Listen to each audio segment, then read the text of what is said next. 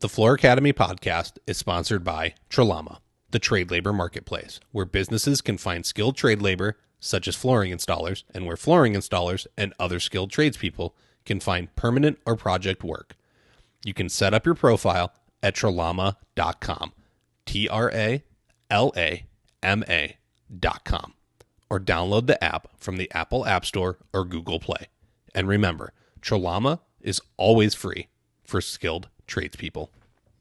In-floor heating has never been easier. The new 2020 NWFA guidelines provide electric in-floor heating options that do not require the system to be embedded in cement. The Warm Step system allows for safe installation for glue-down, floating, and nailed-down installation directly over an in-floor heating system. What does that mean for the wood flooring dealer or installer? It means you can now offer your customers a simpler, faster, more cost-effective option for safely installing electric in-floor radiant heat systems with a wood floor. Thermosoft's Warm Step is tested and approved by many flooring adhesive and fastener manufacturers. Visit warmstep.com now to learn how you can heat up your business with the best in-floor heating system for wood floors. Welcome to the Floor Academy podcast. I'm your host, Kyle Hedin, owner of Illustrious Hardwoods in Mesa, Arizona. We are here to talk with flooring professionals from all across the country about issues that matter to you. I want to encourage you to learn while you earn. This week's guest is Mr. Karma himself, Ken Ballin.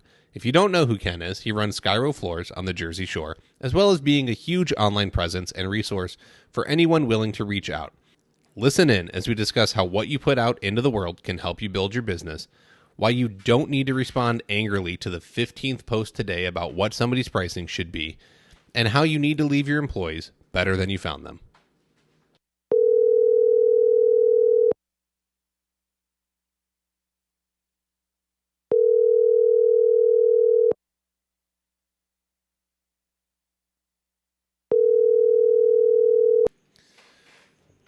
Mr. Karma, are you on the line?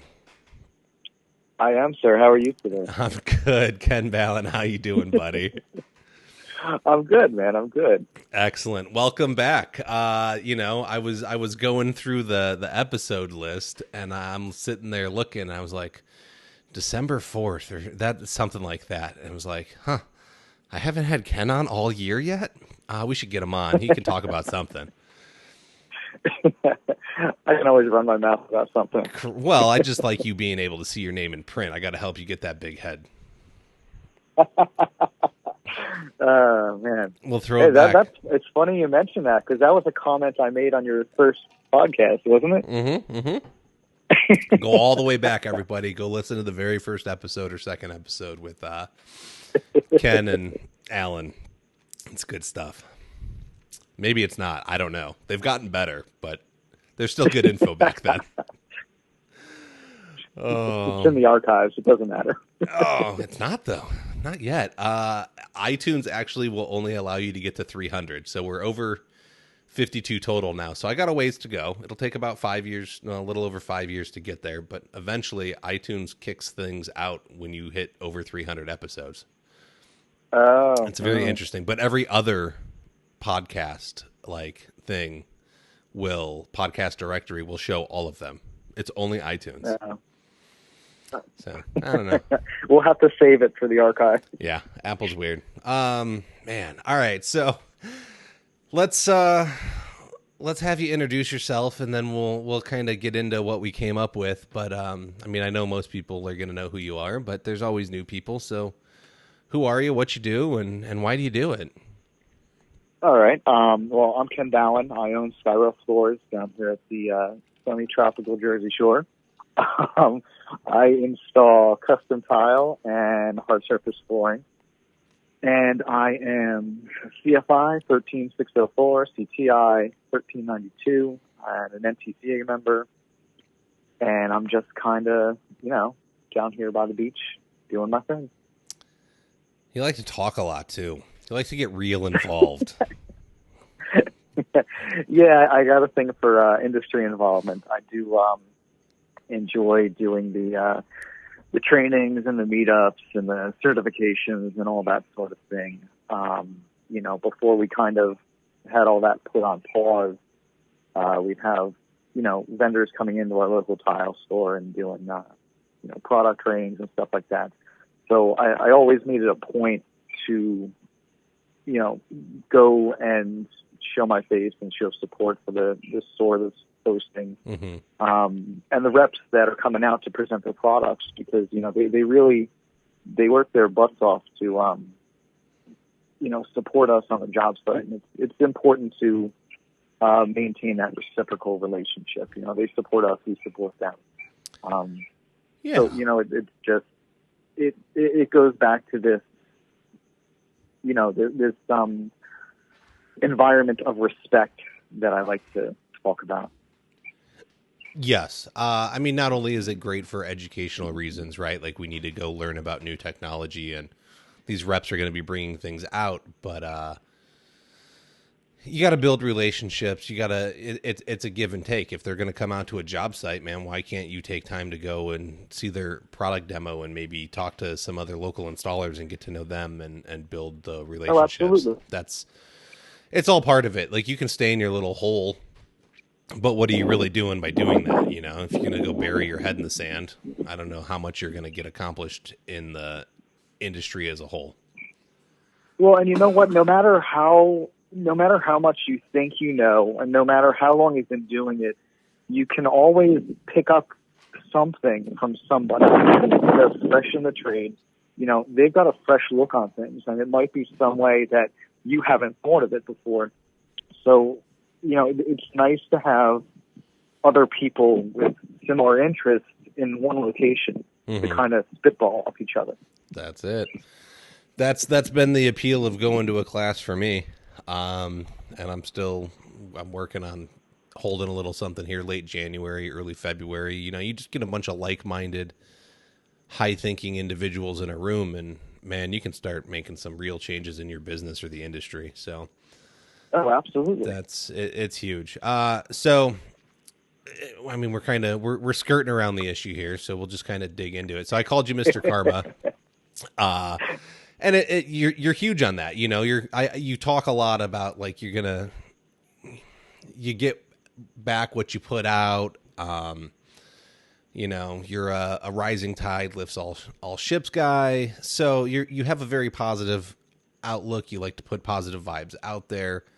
I see a lot of, hey, how much should I charge for this? Or, hey, how would you go about this in the online groups? And then you see not everybody, but you see a lot of guys or gals come along and jump on people and say, hey, why are you asking that question? You shouldn't be doing this if you don't know how to bid a project. You shouldn't be working on your own if you don't know how to do that, blah, blah, blah, blah, blah, blah, blah. Well, what the heck? Why?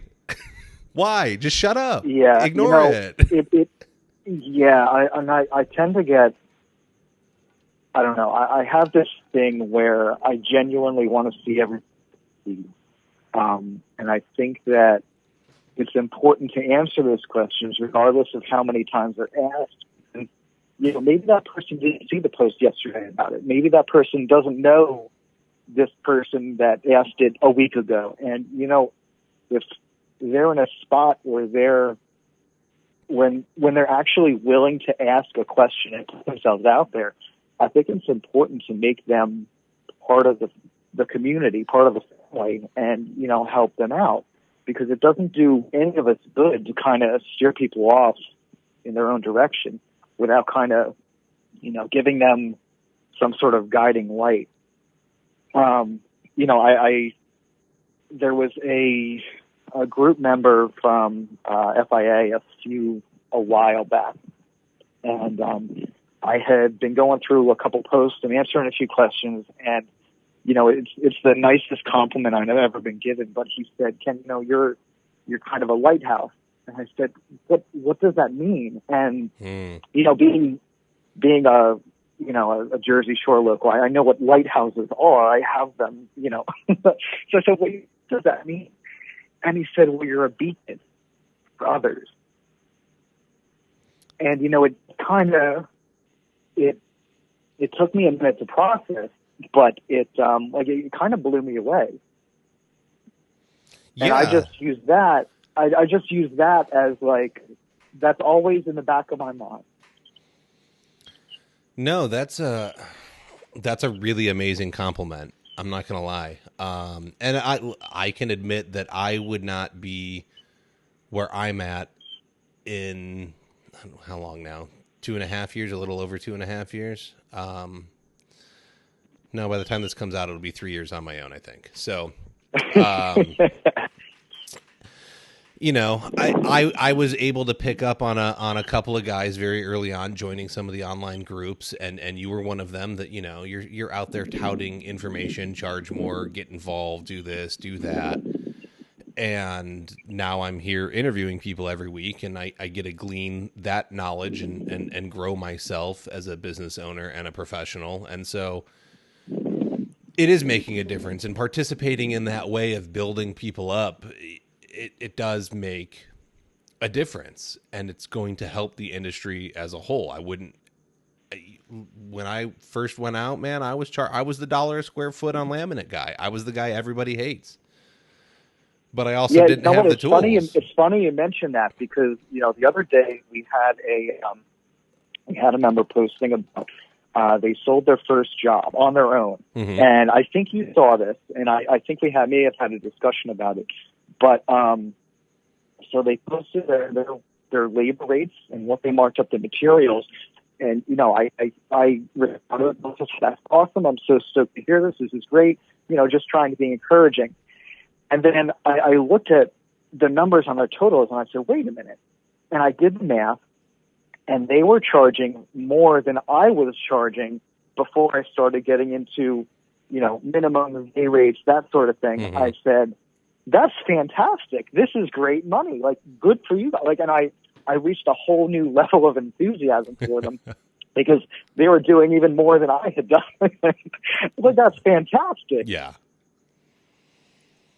Well, and it's, you know, people get annoyed, like, oh, how much should I charge? How much should I charge? Well, how are people going to know what a profitable business is charging in their area if they don't ask? Like, don't get you have two options, okay? You can either be helpful or just skip over it. It's online. Just because you see it doesn't mean you have to respond. Oh, man, are you outside?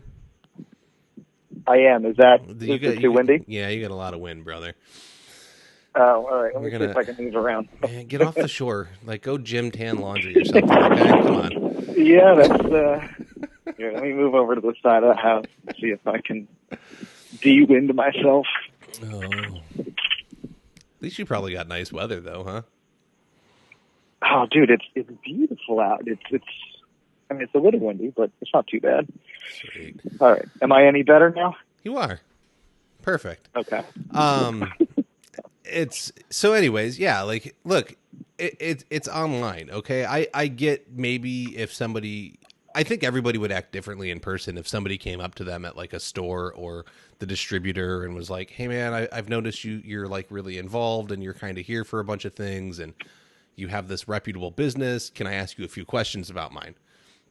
I think people would respond to that a lot differently than when they see the question in Facebook. And yes, it is kind of annoying that when you scroll through these online groups every day, and I think I'm in like 35 of them now. Right.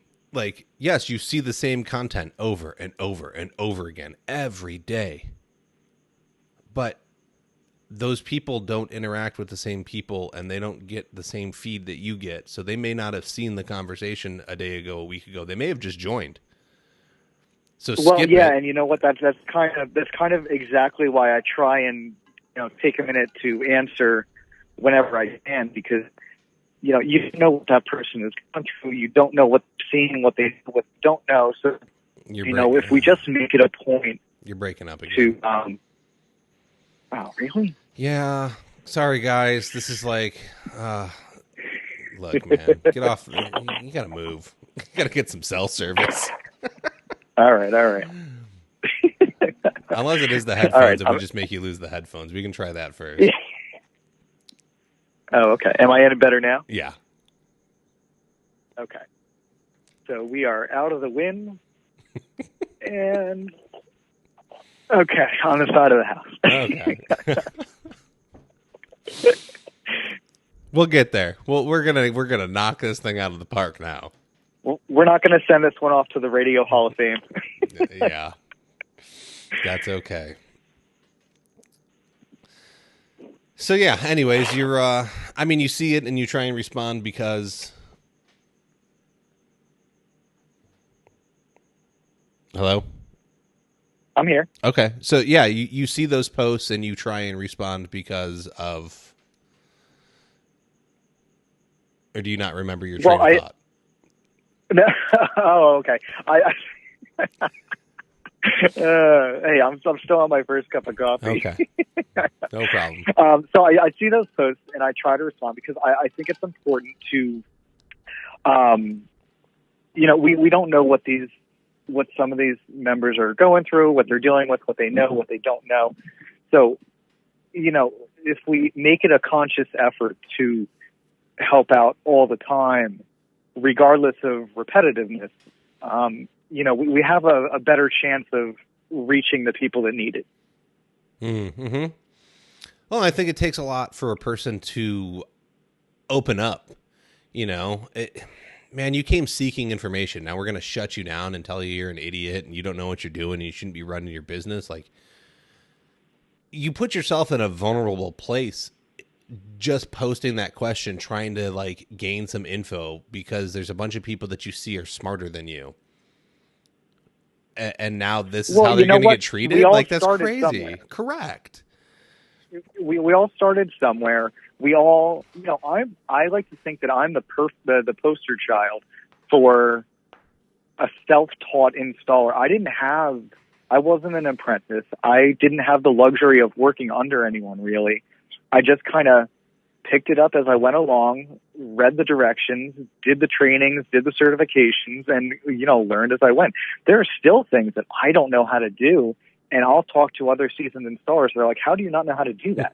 He's like, you put out these works of art that, like, none of us can do. And I'm like, well, yeah, but that's just me being obsessive. That's not me being skilled. Yeah. Oh, so where do we,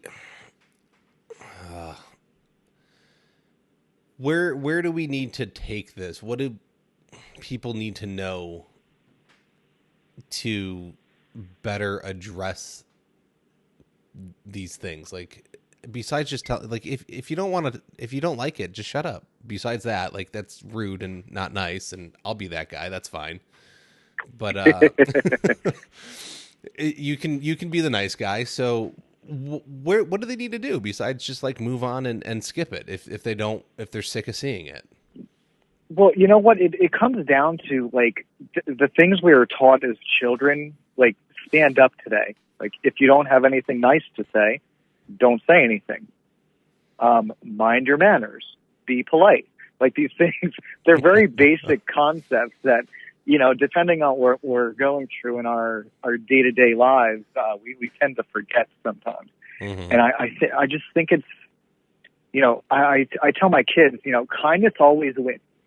You can't take back things you say. And once you say them, they're out there. And what you say has effects on people. So you don't know what that person is going through. You don't know what happened in their day-to-day. And you have the power to either set them up for success or set them up for failure. And it's important that we're compassionate, especially in, with everything going on in the world right now. I just think that if we take a minute to really think about what comes out of our mouths, we have the power to be impactful. Yeah, no. I mean, with kids, it's super huge, right? Because you're like developing a little mind and you want to build them up and let them know that they can be successful. But once again, these people are coming along online and they're starting a business, and like you can impact the tradesperson they become. Everyone wants to complain about all the hacks out there and this, that, and the other thing, and it's a dying industry and kids don't want to get involved. Well, why would anyone want to get involved with people that down talk each other, don't make any money because they don't know how to charge properly? Like, those conversations have to be facilitated. you can't talk to people like you're better than them. Like that it's one of my pet peeves. Like to see somebody criticizing somebody else who's, just getting into the trade or asking about how to fine tune something. Like it just doesn't help. And I saw this. There was this old story about somebody giving a piece of paper to a child and telling them to crinkle it up as tight as they could into a really tight ball, and then to try and smooth it out afterwards and make it look like a new sheet. And no matter how hard the kid tried, he couldn't get it perfectly smooth like a brand new sheet of paper. Well, that's exactly what happens when you use words that aren't kind. I'm trying to not be repetitive here, but you can't take your words back. So, whatever you put out there into the universe, you can't just smooth out the piece of paper and it's brand new again. It has an effect on what you've spewed your hate towards. No, that's a really good analogy. I like that. Man, that's deep. Well, and that's exactly it, right? For the longest time, like guys would undercut each other at there was workrooms that were like bidding jobs out, right? And so all these guys are undercutting each other at the back of a workroom in the morning to get a project, and they're all competitors instead of working together to build each other up. And please excuse my daughter getting a drink from the fridge. We're a little early. The kids were supposed to stay asleep. That didn't happen.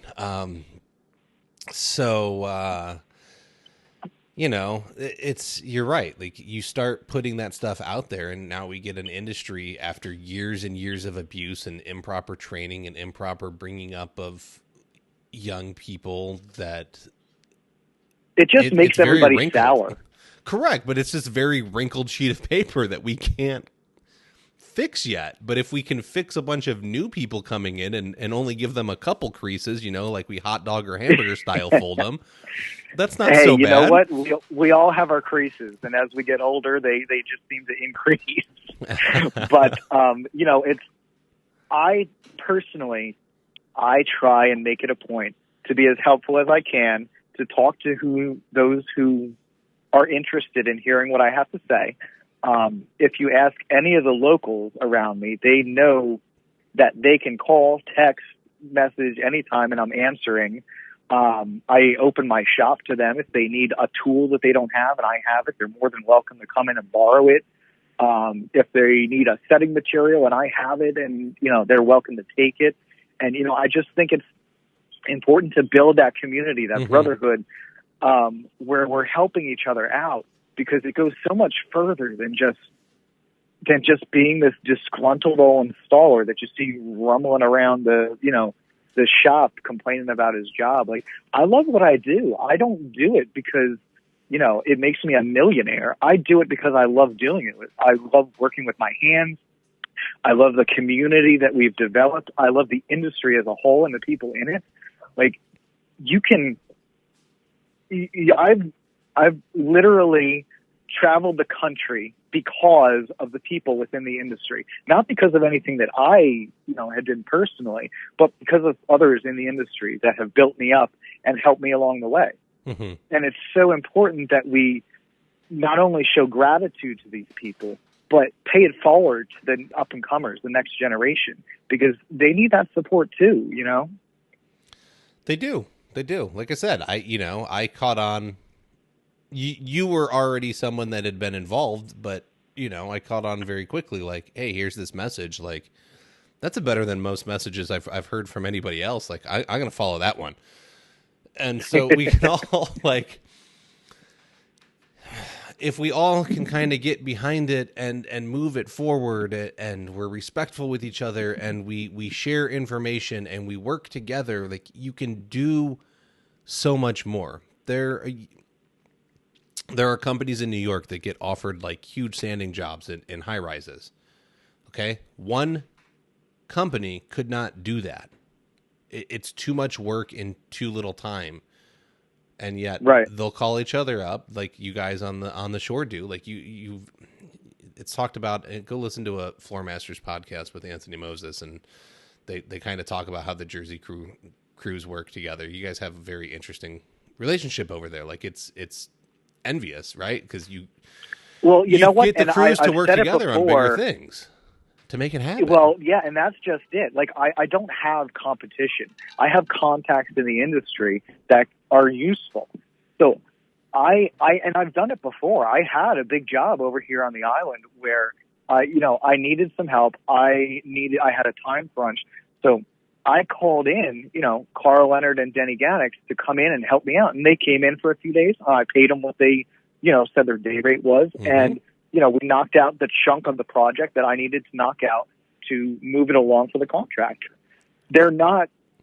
Carl is so far ahead of me skill-wise. I couldn't be his competition if I wanted to. But I'm there for him as a friend because we know each other and we happen to be in the same industry. Mm-hmm. I love him like a brother.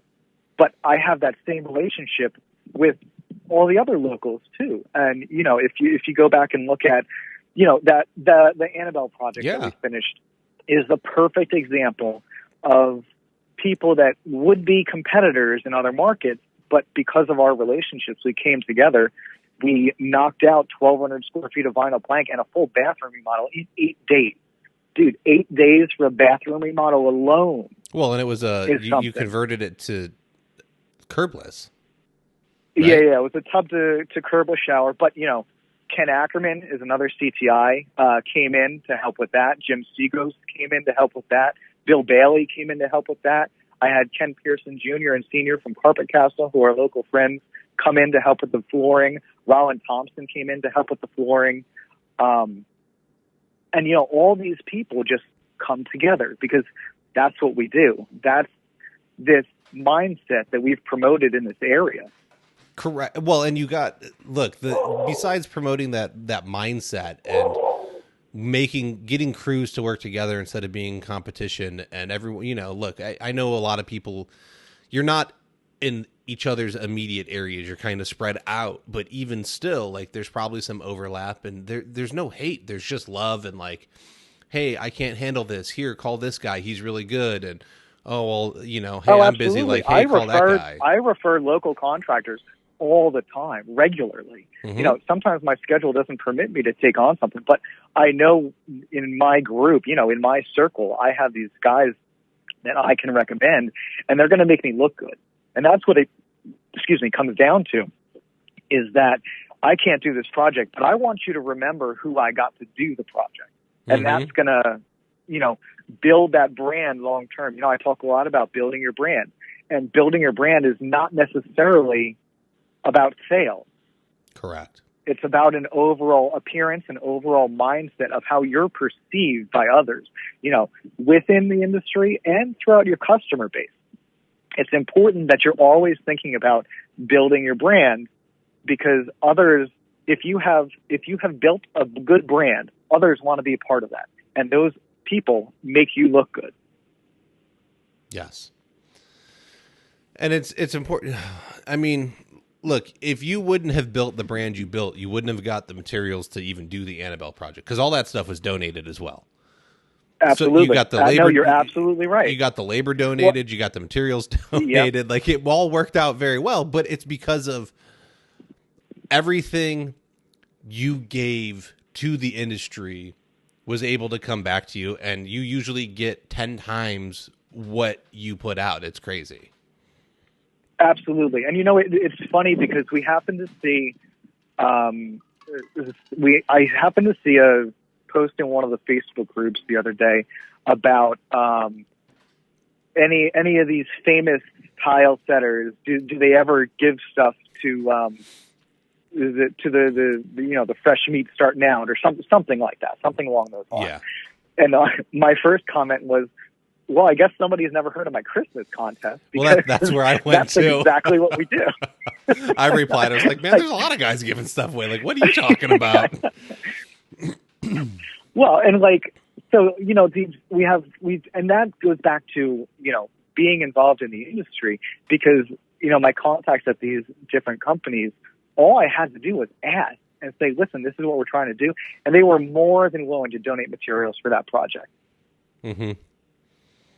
No, but it all goes back to building your brand. Yeah. Well, and let's build something that's going to be a positive influence instead of taking away from the industry. You know, there's absolutely there's plenty of grumpy people out there on the online communities, and everyone knows who they are, and they may be great. They may be great at what they do, and they may be respected for what they do, but they're not necessarily the first person I'm going to call to work with. Well, and so that, that is building a brand of another nature. They've, built a reputation like that. And, maybe that does them good in some aspect of their life. Maybe they need that sort of reformation from others that he's a grumpy old man, but he's kind of a badass. I know a few guys like that. They might be a little on the older, grumpier side, but, they still got skills. Mm-hmm. I can appreciate that. It's just not who I am. That's not how I try and promote myself. Mm-hmm. And, I just think that the more positivity that we put out into the universe, the more we get back. I agree. Well, okay, so it won't be recent by the time this comes out, but recently at the time we're recording, you had done a backsplash, right? Okay. So you did this backsplash, I don't know, like a year ago for the lady your husband tragically passed away, yes. and it was not done. That's November. And she, okay, so it'll be a year from when the episode comes out about. But she called you up recently, and what'd you get? She wants to redo all the floors in her house, a few bathrooms, the kitchen reno. Like it's a big project. Mm-hmm. And it's a new house, I'm assuming. She got out of the other one probably for other reasons. But you didn't do it in hopes of, maybe you kind of did it in hopes of future work, but you did it because that's what she needed done. No, you're absolutely right. No, I don't do for others because of, well, you know what? And maybe that's nonsense. I do for others because for what it does to me, but not in the financial sense. Mm-hmm. I do for others because of how it makes me feel. Yes. And so, doing that, her husband had started the backsplash, and it's a backsplash, whatever. It's not like we're not putting an addition on the house, but it's sat from the time that this gentleman passed until I walked in. So, I go in and I finish this backsplash out, and our friend happens to be there while I'm there, and she says, I know what you're doing. I appreciate it. There are not a lot of good people left in the world. And, my comment to her was, well, sure there are. We just don't brag about it, and we're always watching. So regardless of, what's going on, like there's always good people out there, and they can see what's going on. And, if we see something that needs to be done, we're going to do it, and not for the recognition, but because it needs to be done. Now, the opposite side of that is, obviously I'm sharing this story right now. So I am telling others, but again, it's not to brag about doing it. It's to hopefully motivate others to do the same. Correct. And that is my big, when I talk about a charity project like the Annabelle Project or doing something like this backsplash, it doesn't make me any better of a person than anyone else. It doesn't mean that, I am some phenomenal human being. It means that I want to share this story because maybe you would like to do something similar, but aren't really sure how to go about it. Mm-hmm. And that's where I want to make the impact. That's where I want others to pay it forward. Well, I think just by a weird thing happens when you just do something nice for someone. It changes how you feel. It changes your mindset. It makes a big difference. And so by going and kind of giving something away or helping somebody, it helps in such a big way. And so I know I mentioned it somewhere online at one point, but like earlier in the summer, like, dude, my schedule was dead. And this lady with a wine bar contacts me. She needs some tile removed. She doesn't like the way it looks anymore. And it's been shut down because of COVID, and I tell her what it's going to cost her, and I go and do the work, and I got it done really fast because it was installed kind of poorly. And she goes and she comes out when I'm almost done. She's like, so it was this amount. And I was like, yeah, don't worry about it.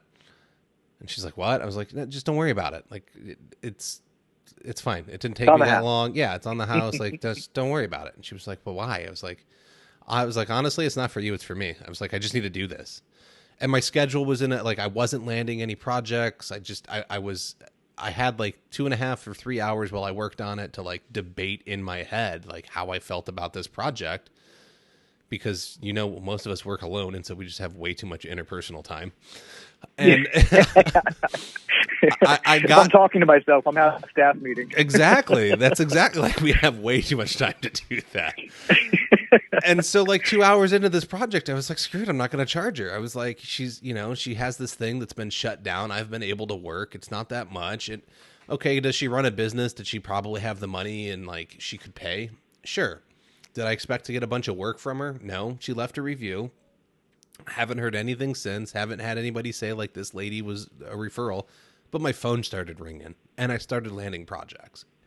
And it could be a coincidence, but that's what look, I put something good out and then good things started coming back. And I was just kind of like, absolutely. I was starting to get bummed because I'm not landing anything. And then you start going to these estimates and you're in a bad place. So like, I just needed to do something to change my mindset. And then everything came together. Right. So and once again, like, I'm not saying it to brag. I'm saying it because, look, just go do these things. Like, if somebody calls you up and it's a simple fix, just go. I was in a lady's house the other day and her laminate was separating.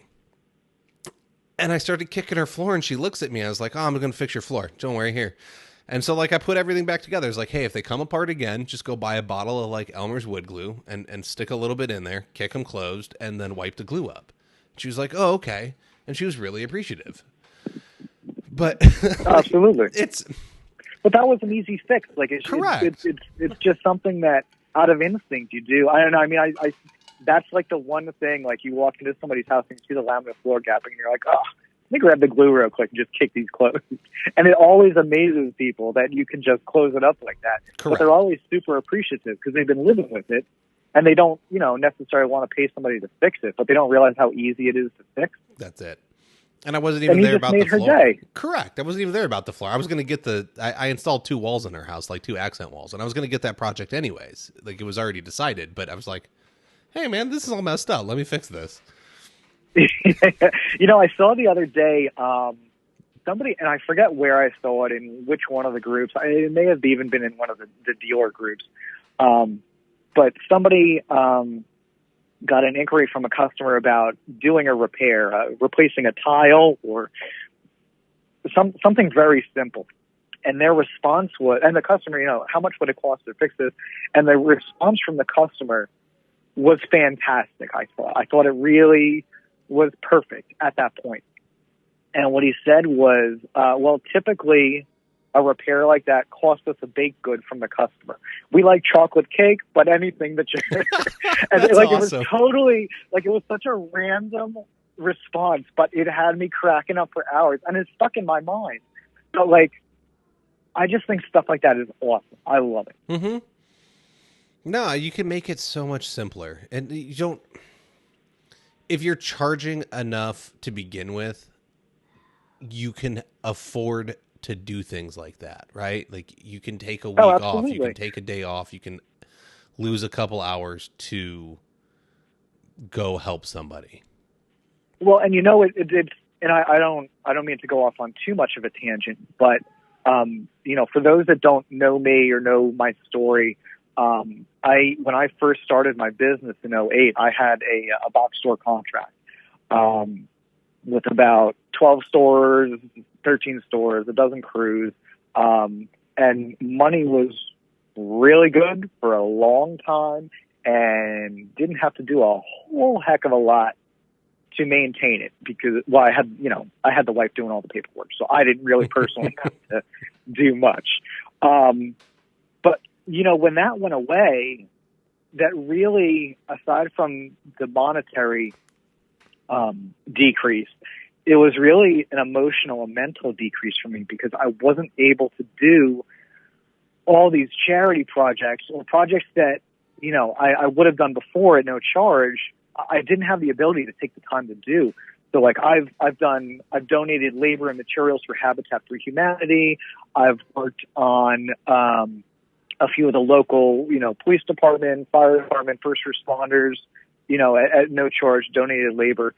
And, it really took its toll for a long time of not being able to do that sort of thing, because those are my favorite projects. I always say my favorite projects are the ones I didn't get paid for. But, and, I do have a reputation for charging high rates. So getting back into that niche market, that upper 5 to 10% of the market that I really aim for, it allows me to take on these projects like the Annabelle project, like that little backsplash, like stuff like that, where I wouldn't have been able to do it a while back. But that's what drives me is, my ability to help others. And the more that I charge on my normal paying jobs, the easier it is for me to do those projects. Correct. If you've got it, you can give it away, right? And if you don't, you're absolutely. Look, and I'm not hating on guys that are out there hustling for $1 a square foot. That's not it. Do I want you to do better and charge more, and you don't have to be out there like hustling every day to make a buck? Yes, but there's a market for that, and I can't fault you for working in it. You need people in all parts of the industry. I happen to choose like you that I wanted to work at the upper. I wanted to try and work on the upper echelon. Yeah, well, and it's funny because I get that question all the time. Oh, what do you charge for this? What do you charge for that? And my answer is always the same. Like, this is what I charge, but don't match my numbers, match my mindset. It's not about being the highest, the highest number in the country. It's okay being the highest priced guy in the room, but that room better be in your area, not mine, because things change from region to region. So don't be afraid to be the highest priced installer if you've got the skills and the service to back it up. But don't match my pricing because, heck, you might be sitting home on the couch.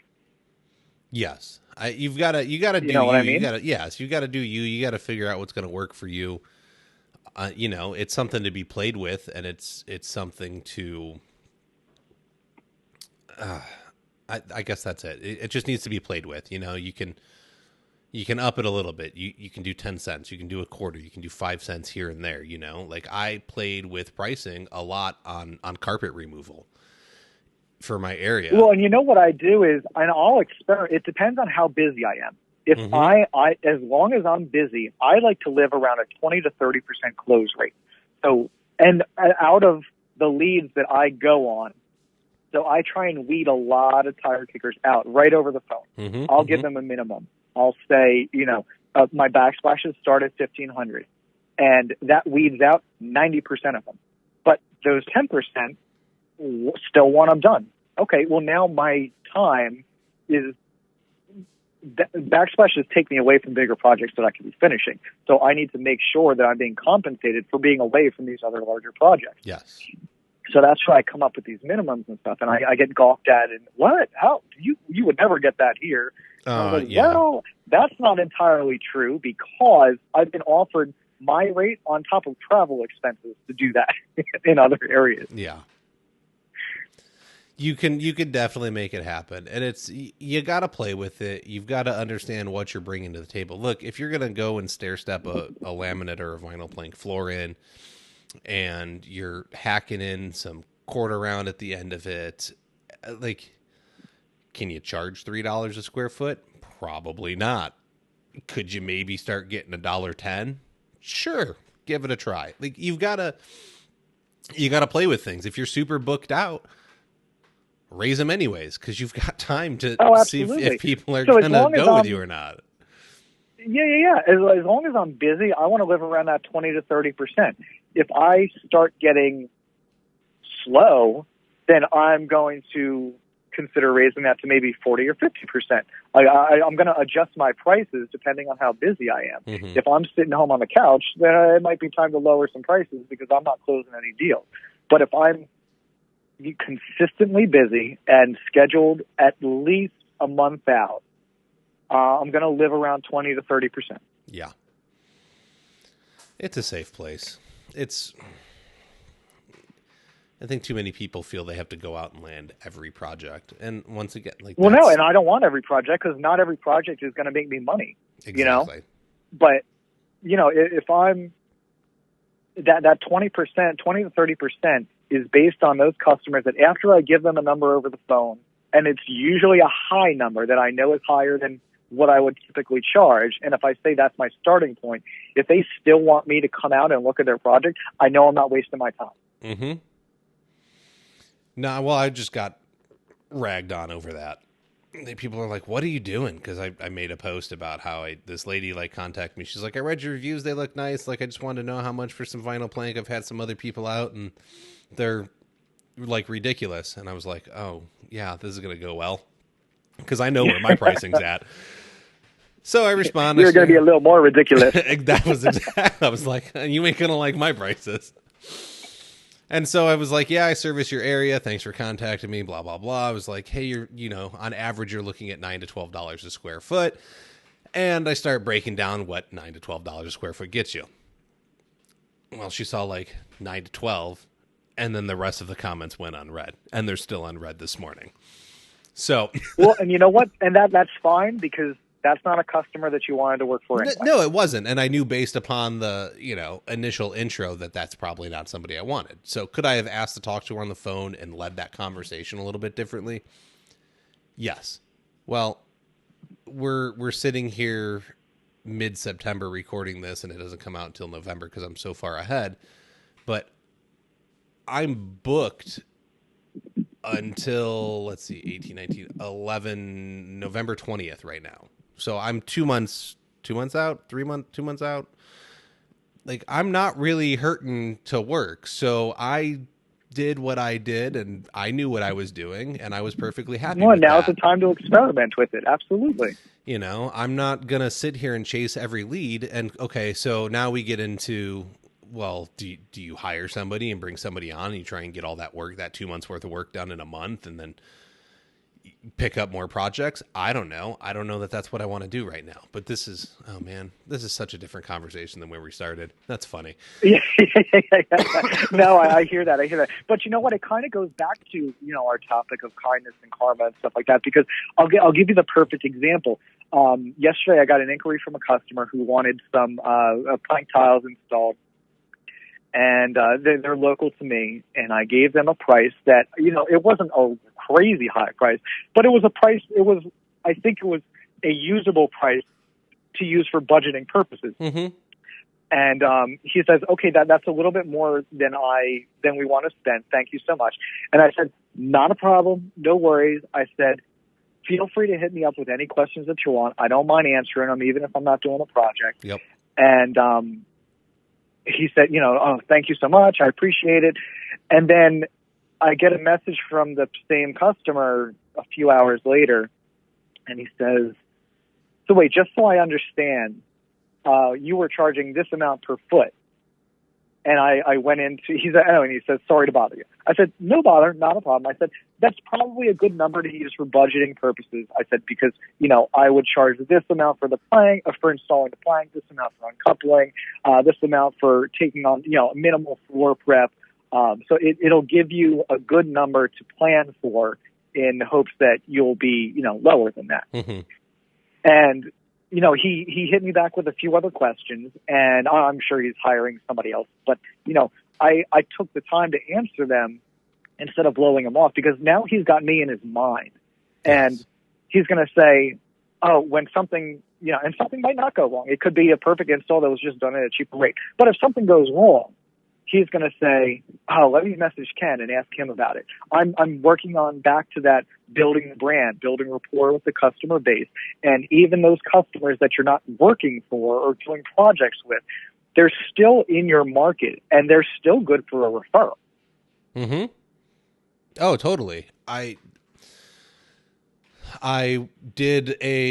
pulled out a bunch of Saltillo, and the floor was just the concrete subfloor in this house was cracked everywhere. And I called you about that job, and I was like, hey man, what the hell are they doing with this? Yeah, I remember that one. What is this really bad, like, uncoupling or like, I don't even know that it was a crack suppressant or anti-fracture membrane. I don't know what they put down, but it was not working, and it did not look right at all. And I'm telling this client, I'm like, look, I don't know. You asked if I did tile. I don't. I can do the removal. Here's what's going on as I'm doing the removal. I was like, you need to talk with your tile guy and get some kind of an anti-fracture membrane or mesh over these cracks so that you don't spend all this money on this expensive install you're doing. And a year from now, the house settles a little more and your tiles are cracking and you're getting frustrated with it. I was like, we can clearly see these are here. And even that thick Saltillo, like, cracked over time. Like, you need to address this. And I'd gone over it with the girlfriend, and, you know, I'd kind of talked to the boyfriend real quick. And a couple days later, after I finished the project, he calls me back. He was like, what's that stuff you were talking about? He's like, I don't know if my tile guy's like knows what's going on. So now you're the source. Correct. You're the source for the information, and you're good for a referral. Exactly. And I don't do tile, but I pay enough attention to the tile world and the hardwood world. Like, I try and pick up the info because the more knowledgeable I can be, the more helpful I can be, and I can be the trusted advisor for any part of a project versus just my small niche. Absolutely. And I've told you before that even if you run into something like that and you want to call me, I'm happy to talk to you about it so that you can give the information to the customer. It only makes you look better. Correct. Let's get them taken care of. Let's make sure that they're good, because I know I got that project. It was a realtor buddies of mine. It's his mom's house. And so, and even here, okay, right? Like, I lost the tile removal because I was $1,000 more. Right. And they called me up Monday after the other company called and canceled on them. Oh. So I still ended up with the project. But yes, I was still available. I didn't need to put a premium on it because I was already more expensive. Yeah. So I went in and took care of it. But look, I went and I did a really good job for this realtor, and we've developed a good working relationship. He has a flip house that I'm currently going to go do some flooring in. I got his mom's house, and now he's convinced his mom's boyfriend that he should start investing in properties. Who are they going to call? They're going to call me. Well, there you go. And I'm not cheap. Like, flip houses are not what you want to put me on, because a lot of your budget will get eaten up. Like, there are guys that are made to do flip homes, and yet I can start building these relationships with some of these vendors to make them do hopefully higher end work on them, instead of putting in like really cheap 69 cent a foot laminate or vinyl plank and just like lipstick on a pig. Like, let's build a quality. Well, that's kind of where I'm at with my projects. Like, I don't price them any differently based on where the house is, who owns the house, what you're doing with the house. Like, if I'm charging $350 a foot for a floating vinyl plank install, then it's $350 a foot for the big beach mansion or the little fish shack. Yep. Like, that's just how it is. Correct. I'm not going to take it down because I'm not going to take my pricing down because you have this project you need it done cheap. You need to find the money. That's your project to work out. You know how much I cost. When, some crews are really built for that too, where, they might, like, I'm a one-man show. So a lot of things that I say may not work for other companies. Mm-hmm. So, there are other local companies and they have a big outfit. So they're going after that higher end work with their A team, and they're still doing the flip houses with maybe their C or D team. Correct. But, it's bringing that volume in. It's keeping people busy and working. So there's something to be said for going at the market in different ways. And, I think, and again, for me, everything comes back to what you put out into the universe is what you get back. So I don't ever want to down talk somebody that's doing that. I'm going to say, if this doesn't work for my business personally, Exactly. but if it works for you and you and your employees are happy and you're happy, then you're doing something right. I agree. Look, there's two ways to go about it, right? You can be a volume guy, or you can be like a per project, like high revenue guy. And it takes both, right? There's tons of work. Like Home Depot and Lowe's are not starving. Lumber Liquidators is not. Those companies are making good money doing what they do. Oh yeah, so absolutely. And you know what? There are people that depend on them for their livelihood, and there is nothing wrong with that. But if you're depending on them for your livelihood and you're miserable, then you're doing something wrong. If you're depending on them for your livelihood and you're happy and your family's happy and your bills are paid, then I say that's the perfect business model for you. Yeah, you got to find what works for you. I knew me, and I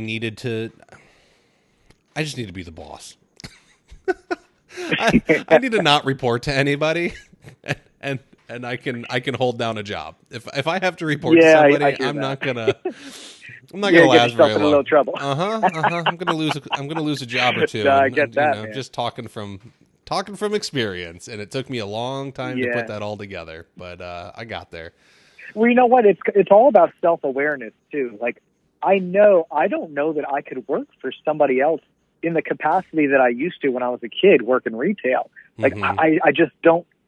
I'm very, I don't know, maybe stuck in my ways, independent, strong. I don't know what I am, but I just, like, I'm a different person now, and I just think that if we take the time to help others get to that point where they're self-aware and they know what they need to be happy, then I think we're just all going to be in a better place.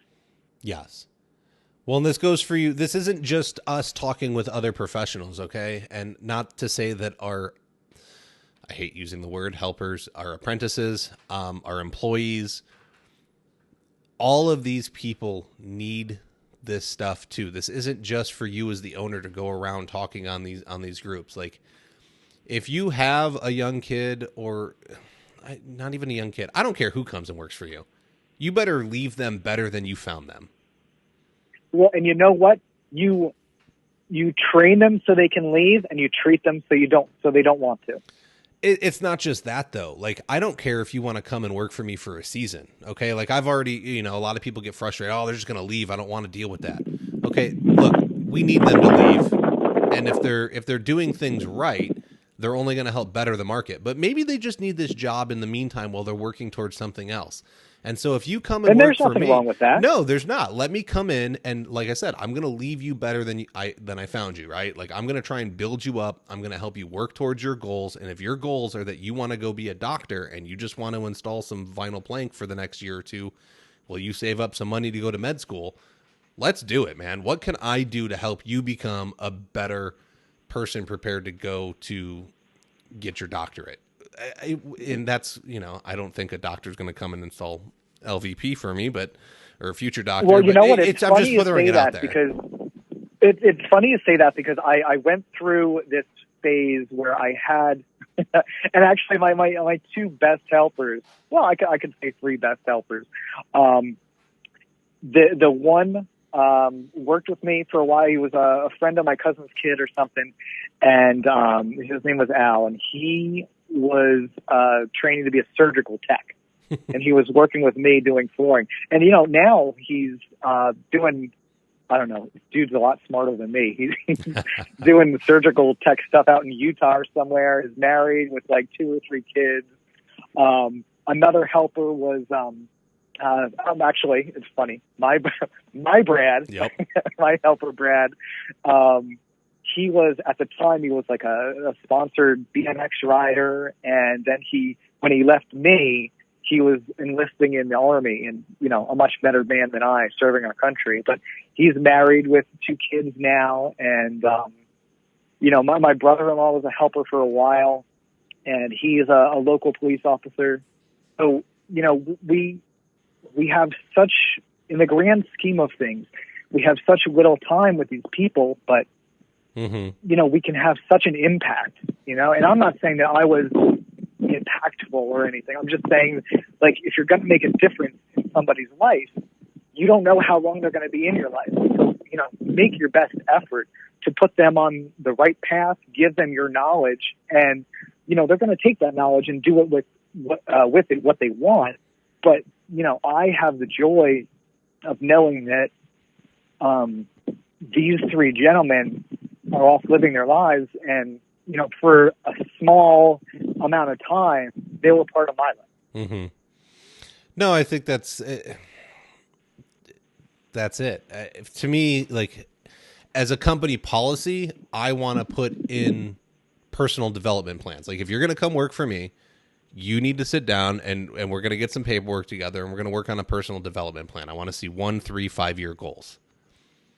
And we're going to work on those. And I don't care if you tell me you want to go start another company. Like, if you want to go be my quote unquote competition, well, no, I'm going to train you. And then we're going to build this thing where, like, hey man, if you get in a bind, you can call me, or if I'm in a bind, I can call you, because we work similar.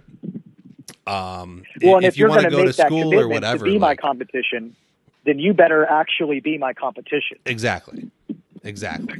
Let's be on the same level. Let's make this happen. But if you, like I said, like, if they tell me they want to save up some money to go to college, like, whatever you want to do, like, I don't care. Like, let's figure out what you want, and let's figure out how to get you there. And absolutely. It's put a little more time into your employees. Okay. Like, they're not just a person that shows up for you 9 to 5.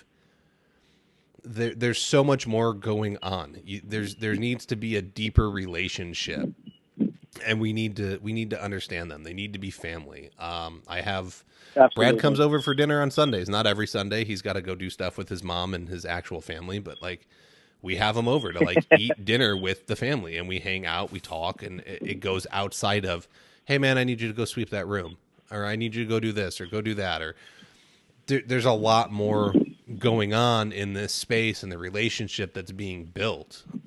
And I think it changes how you can be. A lot of people are afraid to be friends with their employees, but I think there's a way to do it in that you can have that relationship, but still respect each other. Yeah, that's a fine line, but you're absolutely right. There is a correct way to do it and go about it, and, keep everything in line. I definitely agree. Yeah, you don't have to be best friends. I'm not saying you need to go out and hang out and drink beers every night and do all that stuff, but you can be, maybe not friends, but you can be friendly. It doesn't have to be boss employee. I mean, it does, but at the same time, like, that can mean more than, like, I'm just this authority figure. Oh, absolutely. And again, you get out what you put into it. So if you nurture that relationship, you take the time to be a nurturing individual, a person in that person's life, you're going to have an impact, and they're going to remember that, whether they move on to install floors or they go into other fields and are doing heart surgery. You've been a part of their life for a period of time. And if you are kind to them and if you treat them with respect, that goes a long way, and that's going to stay with them. Yes. Look, you never know who you're going to interact with again in the future. There was somebody told me a story, a guy that taught, like, CPR classes and stuff, taught a cop the class a week before, and that cop showed up and had to then perform CPR on the guy, like, the next week. Oh, I got you. Yeah. Yeah, it's funny how stuff like that works out, man. Correct, man. You never know. Don't go invest in people. Invest. Good karma will come back to you. That's it. I honestly, like, I think we've come full circle really well, and we're just over an hour. So, there we go. We got to shut up now. I'm sorry. All right. Fair enough. And well, you got a honeydew list to do anyways, so yeah, I gotta put this, I don't know, fascia board I'm fighting with. All right. So if people want to reach out to you now that you've made them all mad and told them they have to be nice and they don't want to be nice, where can they find you? Well, they can, I'm very easily found on the, the interwebs out there. They can message me on Facebook, Instagram, whatever they want, email, text, anything. I try to be as responsive as possible, as helpful as possible. And, I just want to reiterate that you get back what you put out. Yes. So make sure it's kindness. I love it. Hey, you can even go watch him shake his rump on TikTok occasionally, okay, people? He's so hip and young. He's out there with the kids. Let me tell you. Well, I don't know. If I start doing that, I might break a hip. Oh, no. Awesome. Thank you again, my friend. Always a pleasure to have you on. I'm honestly surprised it took almost a year to have you do another episode, but well, it's always a good conversation. Congratulations on the year doing it. I think you've come a long way. I think you are having an impact, and I think other people can use you as an example for what they want to do within the industry. I hope so. There's a lot of options out there. Not everybody has to be on the floor. And look, I'm not getting off the floor anytime soon, in my opinion. I'm not going to, once again, I'll admit it, this was done for selfish reasons. I just knew that other people could use it. Like, I wanted to know how to run a better business. I wanted to have these conversations with people, and I knew how the recording equipment worked. So here we are. Well, you know what? Regardless of motivation, if the end product helps others, I'm all for supporting it. Yeah, I get a message here or there that it's helping people, so that's what matters. The information is getting out there. We're spreading good vibes out into the industry, and hopefully we have a better industry here in a few years because of it. That's what matters. There you go, brother. All right, man. I'll let you get back to your day. I'm going to get my day going, and I'm sure we will obviously talk again soon. All right, have a good one, my friend. Too. Bye. That's all the time we have for this week. To keep the conversation going, head on over to the Floor Academy Facebook group. Be sure to subscribe so you can hear each and every episode. We can be found on Apple Podcasts, Stitcher, Spotify, iHeartRadio, Google Podcasts, and most major podcast directories. Don't forget to leave a review and let us know what you think about the show. If you would like to be a guest, have questions or feedback, you can email us at flooracademypodcast@gmail.com. You can help support the show by becoming a patron over at www.patreon.com/Floor Academy. Remember to learn while you earn.